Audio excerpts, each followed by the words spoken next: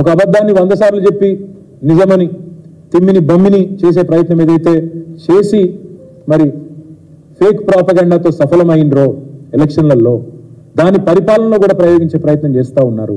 తప్పకుండా దాన్ని తిప్పి కొడతాం. అందుకే మన ప్రజలకు ఇంకొకటి కూడా ఇవాళ మా కార్యకర్తలకు కూడా ఇచ్చాం. మేము చేసింది అప్పులు కాదు, మేము చేసింది అప్పులు కాదు, ఆస్తులు సృష్టించినాం. తెలంగాణ రాష్ట్రం కోసం 50 లక్షల కోట్ల పైచిలకు ఆస్తులు సృష్టించాం. ఏ రంగంలో ఏం చేసినామో చెప్పే స్వేదపత్రాన్ని కూడా మా ప్రతి నాయకుడికి ప్రతి కార్యకర్త కూడా ఇస్తా ఉన్నాం. అద్భుతమైన ఆర్థిక సమృద్ధితో తెలంగాణను ఇవాళ అగ్రగామి రాష్ట్రంగా భారతదేశంలో నిలబెట్టిన దక్షత కేసీఆర్ నాయకత్వానిది. అవే వాస్తవాలను లెక్కలతో సహా అటు శాసనసభలో చెప్పినాం, ఇటు ప్రజాక్షేత్రంలో కూడా రేపటి రోజున చెప్తాం.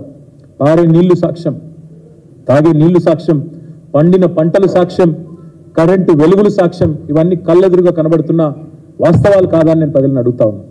అందుకే మనం చేసిన మంచి పనులు పల్లెల్లో పట్టణాల్లో ఏవైతే కనబడుతున్నాయో వాటినే చూపెట్టి ప్రజలని ఓటు అడగండి, పార్లమెంట్లో తెలంగాణ గలం వినిపించే విధంగా తీర్పునివ్వండి అనే మాట కూడా చెప్తా ఉన్నాం.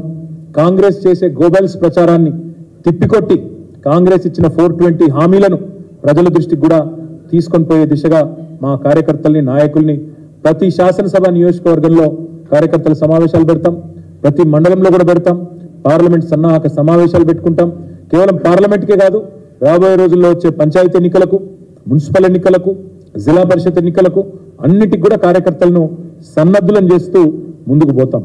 తప్పకుండా ప్రజలకు అన్ని విషయాలు కూడా మళ్ళీ గుర్తు చేస్తాం. ఆనాడు ప్రతిపక్షంలో ఉన్నప్పుడు కాంగ్రెస్ పార్టీ కేసులు వేసి ప్రాజెక్టులకు అడ్డుకున్నదే వీళ్ళు. ఆనాడు 7 మండలాలు గుంజుకొని మరి లోయర్ సీలర్ ప్రాజెక్టును గుంజుకొని తెలంగాణ నోట్లో మట్టి కొడుతున్నప్పుడు ఈ కాంగ్రెస్ పార్టీ వ్యతిరేకించలేదు. బీజేపీ చేస్తున్న ప్రయత్నానికి అడ్డుగలిగే ప్రయత్నం